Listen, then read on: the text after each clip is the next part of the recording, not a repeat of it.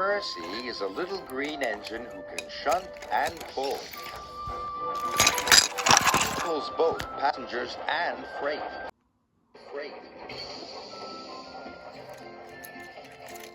At the dock,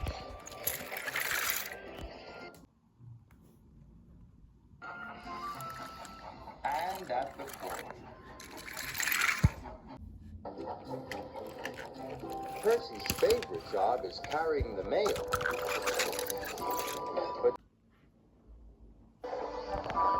But sometimes Percy has so much to do, he ends up running late.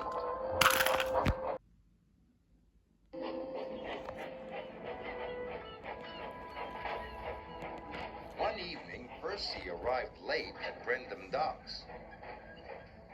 You're late again, Percy, said the dock manager. I will have to speak to Sir Topham Hatt. Percy was upset. Percy returned to Tidmouth Sheds. The other engines were already asleep. Then Percy heard voices on the other side of the sheds. It was Sir Topham Hatt, and he was talking to Percy's driver. Percy tried not to listen, but he couldn't help himself. Percy has been late too often this week, said Sir Topham Hatt. He must go to the scrapyards tomorrow. Sir Topham Hatt wants to scrap me, gasped Percy. Percy worried all night long. The next morning, the sun shone and the birds sang, but Percy was too upset to notice. Sir Topham Hatt wants to scrap me, he cried, and all because I was late. Sir Topham Hatt wouldn't scrap a really useful engine, said Thomas. And you, Percy, are a really useful engine. Percy felt better until he noticed the time. I'm going to be late, he cried. Percy wished away. If he was on time, maybe Sir Topham Hatt wouldn't send him to the scrapyards.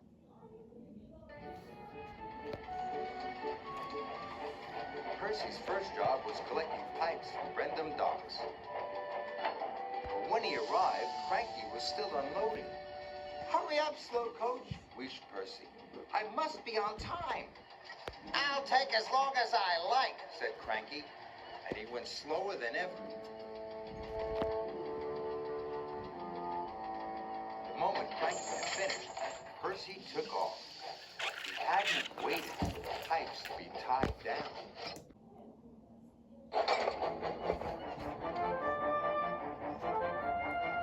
Percy rounded the bend. The pipe slipped and fell all over the track. But Percy puffed on.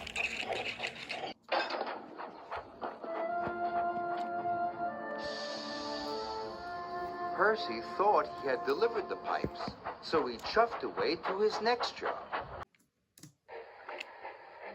Percy was to take some tar wagons to the workmen mending the roads. Be careful, said his driver. Tar is sticky stuff. But Percy wasn't being careful. He was going too fast. Percy charged down Gordon's hill. He didn't see Gordon and the express until it was too late. The brake van passed Gordon, but the tar wagons didn't.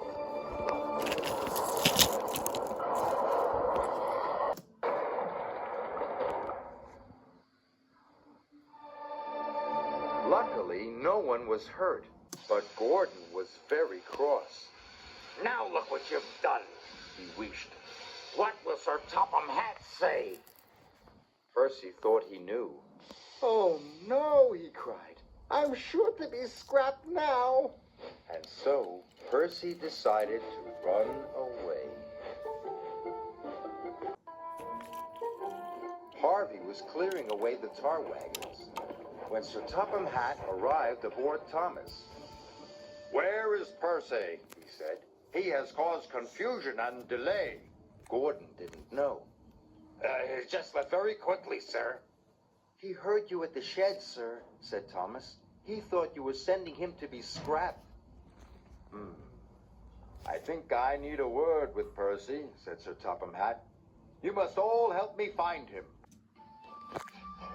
And so everyone looked for Percy. They searched high. They searched low. They looked to and fro. But they couldn't see Percy anywhere. What's to become of me? Percy whispered. But there was no one around to hear. Percy looked very small and felt very lonely. Thomas and Sir Topham Hatt were looking for Percy on Thomas's branch line. Thomas suddenly had an idea. I think I know where Percy is, sir. And he puffed back to Tidmouth Sheds as fast as he could.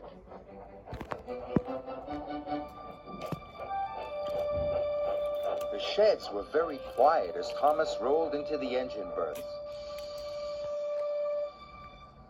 Percy, called Sir Topham Hatt. Are you there? Please don't scrap me, sir, he said. I didn't mean to be late or cause trouble. Scrap you? Boomed Sir Topham Hatt. Why, the very thought of it.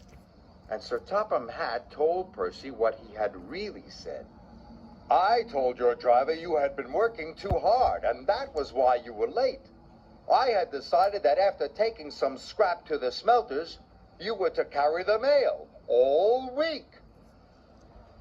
Percy was as happy as he had ever been. Do you really mean it, sir? Puffed Percy proudly. The mail for a whole week. Thank you, sir. Percy couldn't stop himself tooting for joy. Thomas tooted too. It was good to have his friend back. So Percy carried the mail all week. He wasn't late, and he didn't make a mistake. Not one. And Percy decided never to listen to silly stories ever again, especially not ones made up by himself.